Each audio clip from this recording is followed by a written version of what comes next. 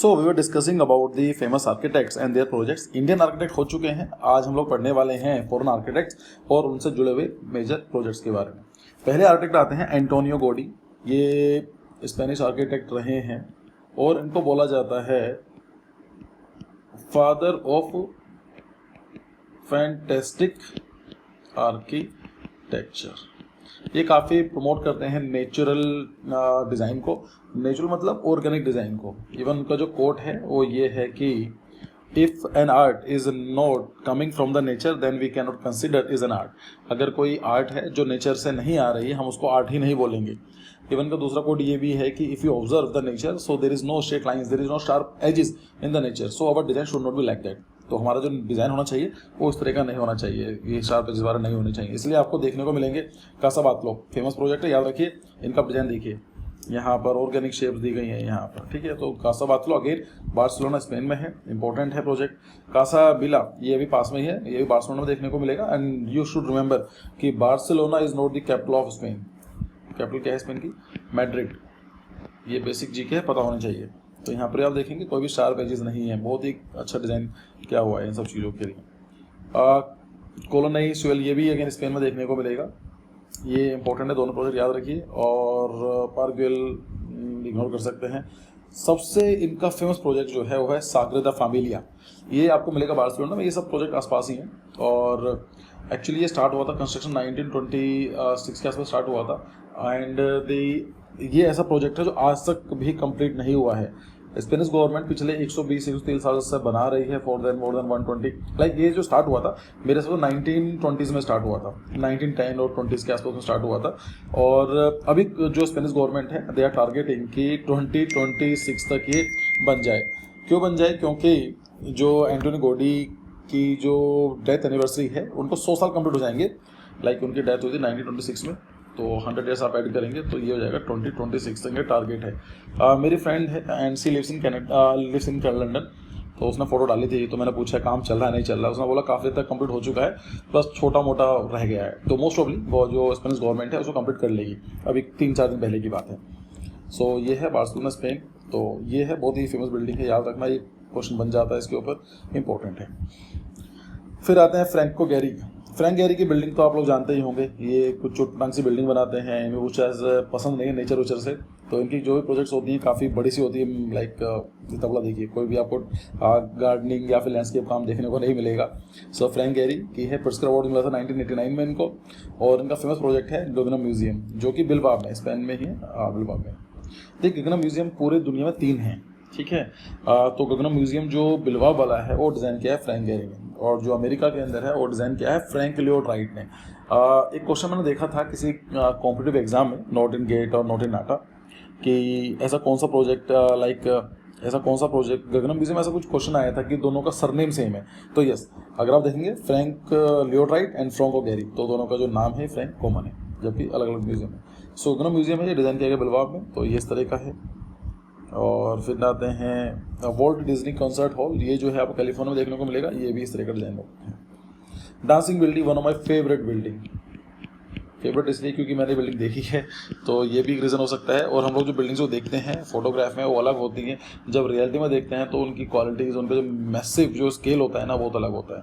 Like जब मैं इस बिल्डिंग को देख रहा था, इट वॉज लाइक कि ये चेक रिपब्लिक में है। चेक रिपब्लिक की कैपिटल है पराग, लाइक एक सिटी है, बहुत ही सुंदर शहर है, शायद आपने इसके बारे में सुना भी होगा, पराग।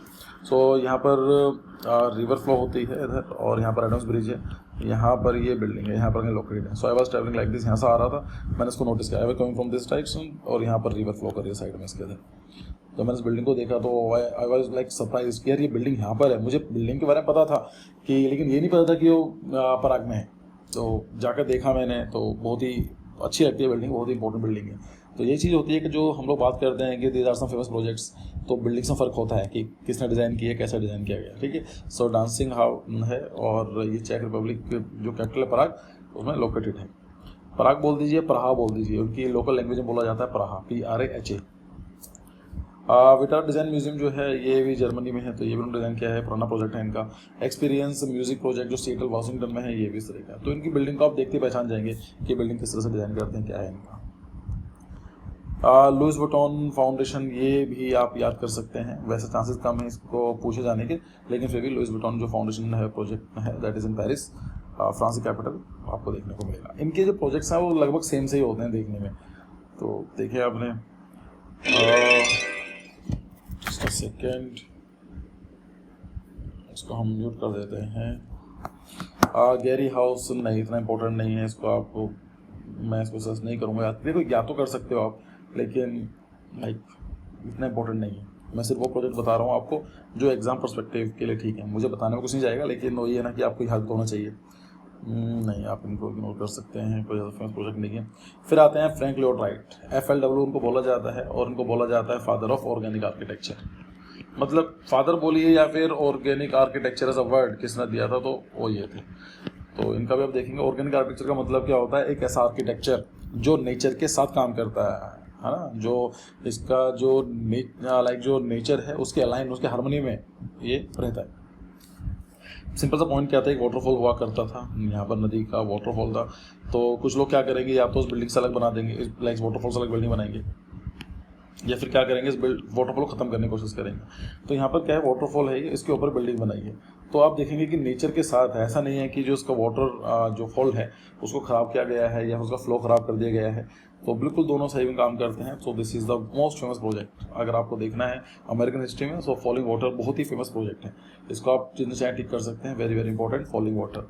तो ये है, और इसका जो ये है, ये मेरा टारगेट है। लाइक मुझे इस बिल्डिंग को मैं देखना चाहता हूँ कि बिल्डिंग कैसी है और एक्सपीरियंस करना चाहता हूँ। तो याद रखेंगे फ्रैंक लॉयड राइट।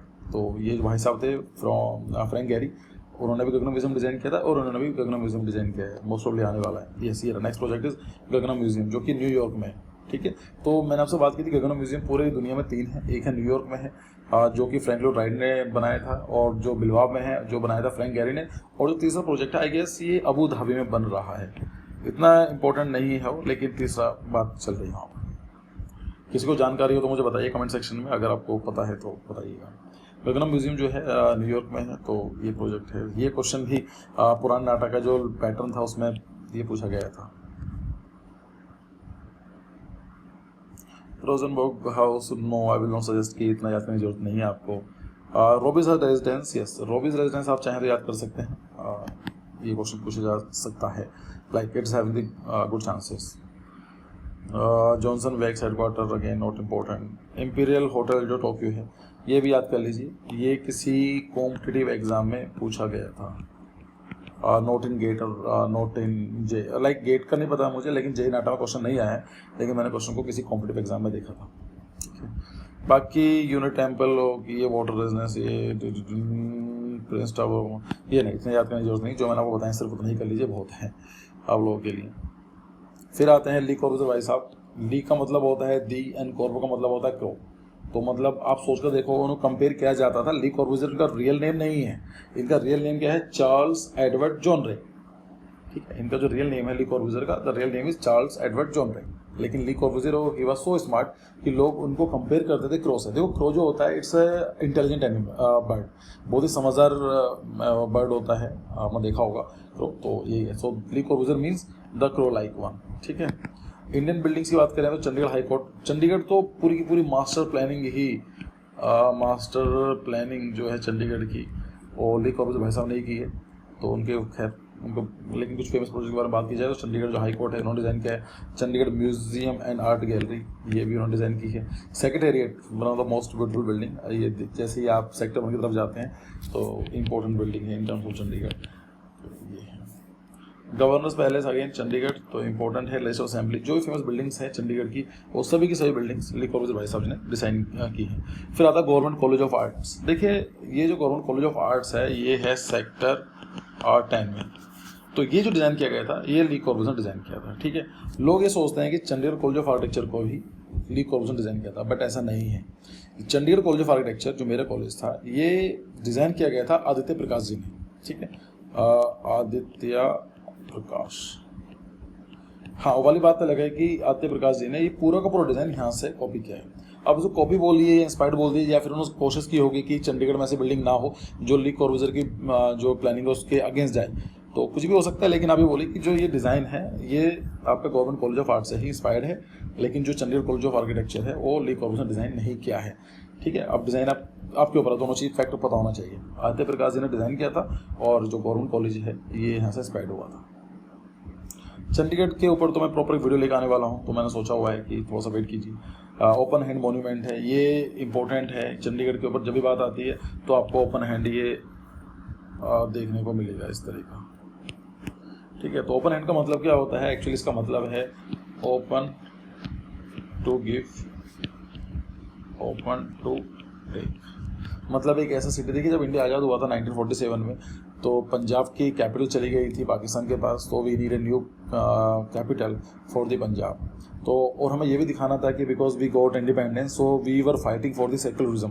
हम ये तो नहीं कह सकते कि हम तो एक इस्लामिक कंट्री बनाना चाहते हैं, हिंदू कंट्री बनाना चाहते हैं। तो एक ऐसी सिटी बनाना था जो कहीं ना कहीं दिखाए कि इंडिया की डेवलपमेंट को भी कि हाँ it is starting of the new thing. तो नेहरू ने इनको बोला कि एक सिटी बनानी है। सो उससे पहले एक नोविकी आर्किटेक्ट थे जो फाइनल किए गए थे, लेकिन उनकी प्लेन केस में डेथ हो गई। उसके बाद ली कॉर्बूजियर को हायर किया गया। तो एक ऐसी सिटी बनाना था जो एक नया सिटी हो और जहाँ पर डिफरेंट कल्चर उसको कंट्रीब्यूट करें। तो ऐसा ना हो कोई एक फेथ है या फिर एक कम्युनिटी है और जिसको डोमिनेट करे। तो यहाँ पर एक बनाया गया था open to take, open to give, कि एक ऐसा सिटी जो सीखने के लिए तैयार है आप लोगों से, और आप लोगों को कुछ अगर एडप्ट करना चाहते हैं, सिखाना चाहते हैं, तो ये भी तैयार है। ये लाइक इसको हम बोलेंगे कि लिबरल टाइप का आप समझ सकते हैं। ठीक है, फिलोसफिकल साइंस में कि रिजिड नहीं है कि हम यही करना है, जैसे कुछ सिटीज़ होते हैं यही फॉलो करना है। तो सिटी बनाया गया था open to give and open to take. हर जगह आपको देखने को मिल जाएगा। और जगह बिल्डिंग्स भी हैं, मिल ओनर्स एसोसिएट, ये अहमदाबाद में बिल्डिंग है, ली कॉर्बूजियर की बिल्डिंग है। सारा भाई हाउस जो है अहमदाबाद में, ये भी है। विला शोधन अहमदाबाद के अंदर। इनके जो प्रोजेक्ट्स है देख के पहचान जाओगे कि ली कॉर्बूजियर का काम है ये। संस्कार केंद्र अहमदाबाद। फिर आते हैं इनकी इंटरनेशनल बिल्डिंग्स के बारे में बात करें तो नोत्रे दमे दुहात, ये क्या है? इसका नाम है चैपेल एट रोंचहैम। तो ये बिल्डिंग आपने कई बार देखी होगी, ये इसका नाम याद रखना, नोत्रे दम दु हाट। ये ली कॉर्बूजियर बिल्डिंग है, फेमस प्रोजेक्ट है, तो पूछा जा सकता है। यूनाइटेड हैबिटेशन मर्सिलीज, तो ये फ्रांस की एक सिटी है मर्सिलीज, ऐसे एक सिटी का नाम है मर्सिलीज, तो यहाँ पर है मर्सिलीज। ठीक है, United habitation. United nation headquarter जो कि न्यूयॉर्क में है, वो भी डिज़ाइन किया है। विला सवॉय, ये भी सबसे इंपॉर्टेंट बिल्डिंग है। देखिए जब आप तैयारी कर रहे होंगे ना आर्किटेक्चर की, या फिर जो ग्रेजुएशन कर रहे होंगे, ऐसा हो ही नहीं सकता है कि आप इनका नाम ना सुने। लाइक चंडीगढ़ एक पहला सिटी था जो प्लान किया गया था, तो ऐसा हो ही नहीं सकता उसके बारे में स्टडी ना करें। पहली बार जाओगे तो लोग चंडीगढ़ के बारे में बात करेंगे आपसे।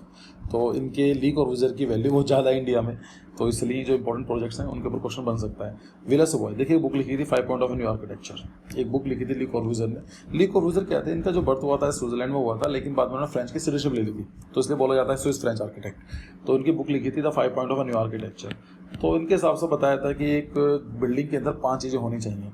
तो 5 चीज़ें जो लाइक बताई, जैसे कि ओपन फ्लोर होना चाहिए, रिवन विंडोज़ होने चाहिए, टेरेस गार्डन्स होना चाहिए, प्लोटिस होना चाहिए कॉलम के ऊपर, लाइक इस सब चीज़ें बताई।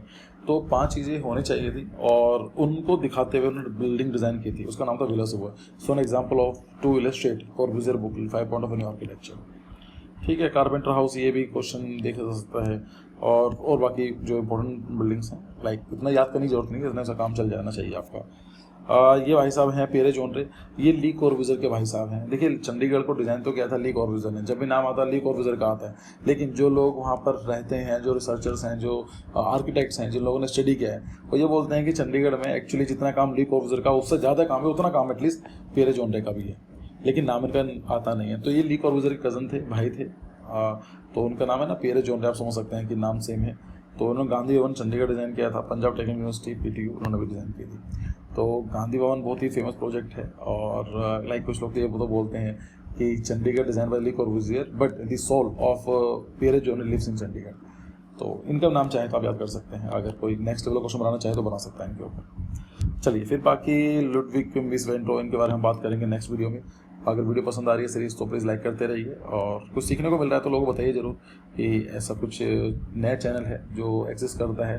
Like it is totally free of cost, मैं कुछ चार्ज तो कर नहीं रहा हूँ उस चीज़ के ऊपर। मैं ट्राई करता हूँ कि जितना ज़्यादा हो सके कंटेंट आप लोगों को प्रोवाइड किया जाए। हाँ, वो वाली बात है कि जब मैं कंटेंट प्रोवाइड करता हूँ इनथिंग चैनल पर, मैं ज़्यादा सोचता नहीं हूँ। ज़्यादा सोचने का मतलब लाइक मैं एडिटिंग का ज़्यादा नहीं सोचता हूँ, क्योंकि मेरा काम ये है कि लोगों को आना चाहिए। वो समझ रहे हैं आप तो शायद। ठीक है, so thank you for your time, see you in the next video, bye bye.